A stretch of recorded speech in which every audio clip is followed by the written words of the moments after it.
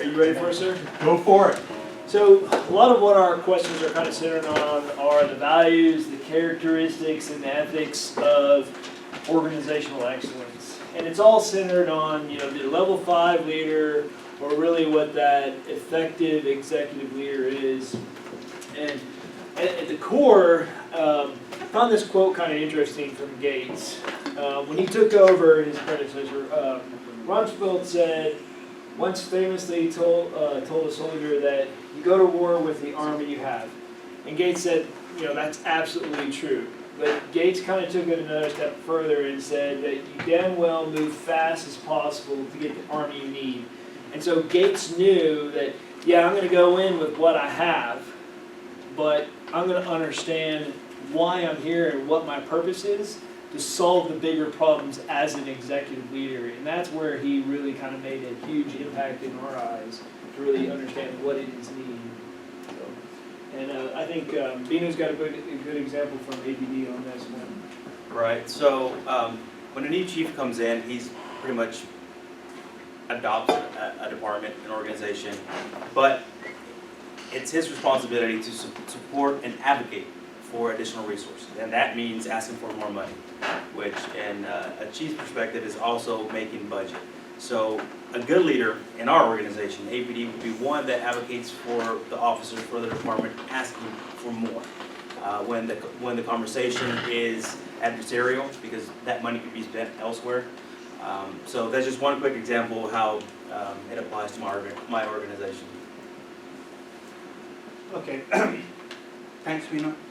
So, what values, character, and ethics means for an organization and organizational excellence? We have an example of APD of Chief Brian Manley, and during the cohort, we heard from Assistant Chief Todd Smith of a strong character of a leadership with values and ethics, which sets up an organizational excellence, because that articulates the purpose. Every single recruit coming out of the academy knows what character and what ethical values of the organization is. And that sets up the expectation for them and for the executive leaders of APD. What is expected of them, and then this lays out a culture of compassion and care for community, because their leaders are setting up a role model for them. Dino is going to explain more on that? Sure. And as cadets coming in academy, we're given a pop quiz, and it's unexpected, and everybody fails. And it's our value system, which stands for I care. And the I means integrity. C stands for courage. And A, accountable. And R, respect. And E, ethical. So it's ingrained in us from the beginning that we must have these traits as we continue our profession, which is something that we live through the mission. So as Assistant Chief Smith stepped in and Chief Manley stepped in, they provided as leadership that kind of guiding North Star that said, this is the direction we're going. They faced the challenges head on, they got the coalition, and they said, this is where we're headed. And they provided that clear direction of where they're headed. And Gates kind of stepped in from the very beginning and said, this is my purpose, and this is what I'm going to do. My purpose is to serve the American soldier and serve the country. And he made that very clear from the very beginning. And then he always continuously focused on, as that executive leader, as that level 5 leader, to always get the important stuff done that needed to be done. At the end of the day, that's what he was driving towards. It didn't matter what your political beliefs were. It didn't matter where you sat on the side of the aisle. It didn't matter what budget you were advocating for. At the end of the day, all he cared about was getting the important stuff done.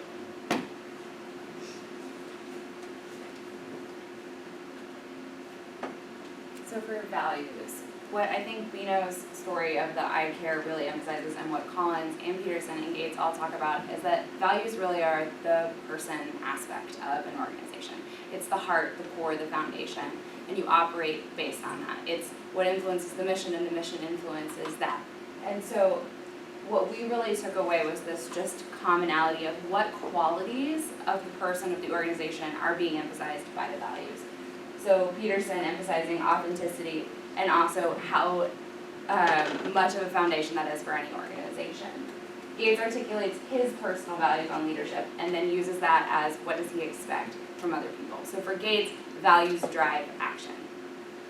And for Collins, again, the level 5 leadership aspect of ambitious for the organization, valuing the success of the organization greater than his own personal success, as emphasized by the leader, the value of humility. And with Bino's example, I think those words listed out is, no matter what you're doing on the job, if you keep coming back to those values, you're serving your community, you're serving your colleagues, you're developing yourself, you're learning from your leaders, and you're using it as a guide point for when new leaders come on, engaging, how do we fit in this? Where can I learn from you? Where do we need to adapt our values? What's going on there? So driving action, serving as the foundation, but also being a really good point for reflection and change. Like Susan McDowell said today about every 3 to 4 years refounding the organization. I thought that was really something that I'm going to take away and think about moving forward. So I think values are a big part of that. Okay. Taking what each mentioned, how would you develop a strategy for an organization which you're familiar? I'm going to talk about APD, mission front and center. For a decade, we had to keep you, your family, and your community safe for a decade. Until recently, we added the last part, which is through innovative strategies, and I think the most important part, community input. So now it's to keep you, your family, and the community safe through innovation strategies and community input, which is strong, because we don't know who or how to serve if we don't have the community input. And also, the second bullet point is being able to take input from the people who you lead. Now, being a leader means you don't have to be intelligent in every area. So that means we have mounted, motors, lake, parks. And when there's something happening in the water, in the park, the leader reaches out to the person in charge and takes their input and then makes an overall decision. And then focus on results. So the last thing we would say in terms of how you develop a sort of supportive framework around values, linking recognition to your values we think is important. That means not just rewarding performance excellence, but how do you recognize someone who on the job every day is embodying the values of the organization, which is something Southwest Airlines does, HEB does, and we think that's a great, good practice. Standing up for what's right, even when that's the hard thing to do, we thought was really important. And Gates, I think, had several examples of that. And the big one that we talked about was his relentless drive. He felt like in order to save lives that the MRAPs were really needed on the ground, and he was relentless in his pursuit to get the dollars in spite of a lot of pushback from Congress to help make that happen. And I think that was a great example of standing up for what's right. And then taking that systems approach. So he looked at it and said, if my sole mission, if our mission collectively as the military is to serve the soldiers on the front line, what about our processes is getting in the way? And he went after some of the bureaucracy within the DoD to try to solve those processes to say, look guys, the way we're operating is not lining up to what we say our mission and values is.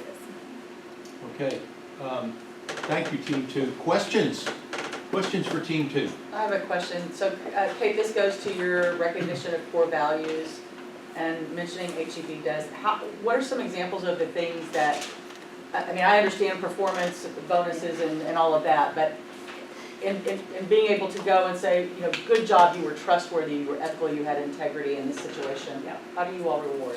So the big part of the undergirding of recognition at HEB is around years of service, which is a value in itself, which is loyalty to the company, etc. So at the service awards every year from all over the company, there are awards given, and they're all based on the 7 core values. So there's the David Ashworth Community Service Award, Floyd Klingman, Excellence in Leadership, and these are all famous people from within the organization. There's the Linda Jimenez Diversity Award, and people are nominated from all over the company. And then at this big awards ceremony every year, those awards are handed out, and it is a big deal to be the total company recipient of any of those awards, and they're all lined up to the values. And Southwest Airlines does something very similar. And that, you know, the big thing at the awards is to get your picture taken with Charles. There's no money involved with it, you know, you get a little plaque, but it's really not about that. It's that, you know, I was recognized for the spirit of HEB, for example, which is care for the people around you and care for your customers. And to be the spirit of HEB winner is, I mean, that's like, oh, yeah.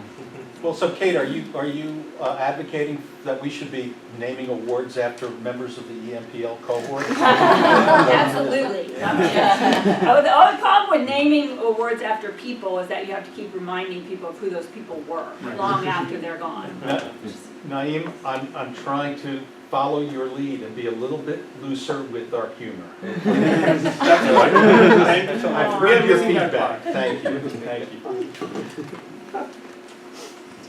Yeah, I was wondering if any of y'all can answer this. Are there any unique values that you find in your organization that you feel like aren't common in like most organizations? Answer that. Susie really hit on that, and I was like, yes, it's the first time I've heard someone else say. So efficacy is a big one for us, particularly self-efficacy is something we value a lot for the families that come to us. A lot of times what we see is these moms and dads come to us, they've been given this really traumatic news. They're not feeling comfortable in their knowledge. They've been told all of these medical terms that they don't understand. Nobody's talking to them like a person, and nobody is really addressing the trauma that they're going through. They're just confused. And so what our mission really is to come in